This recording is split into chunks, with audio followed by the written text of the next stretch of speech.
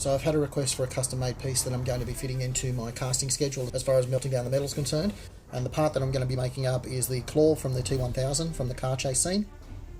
Thankfully, there's quite a bit of reference material out there in terms of the claw itself. And there's a couple of different screen use versions that have actually come up for auction. So there's a pretty good number of pictures available for referencing details.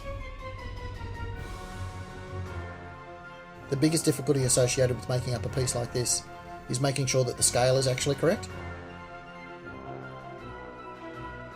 And we've been able to reference a couple of different sites in relation to finding out those measurements. A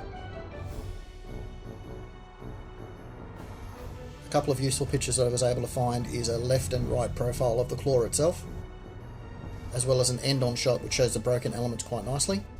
One of the auction sites here referenced the size as being approximately 5 inches square, and I found a second site that had sold the original prosthetics that Robert Patrick wore in the film, which also included the breakaway claw piece, and thankfully amongst the archive photos they had a ruler placed into the photo for reference. It's a pretty low resolution photo, but I was able to enhance the photo well enough to see the measurements quite clearly on the ruler, and then by keeping the scale of the ruler and then just moving it around, I was able to get 2 critical measurements that I needed to start working on the plan for the scale.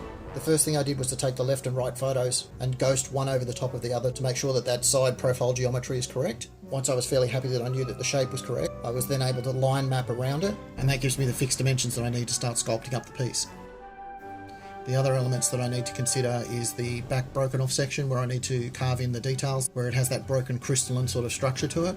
And the other bit that you can probably see there is that the tip itself looks to be a little bit long. That's because the tip is not actually square, it has a slightly rounded element to it.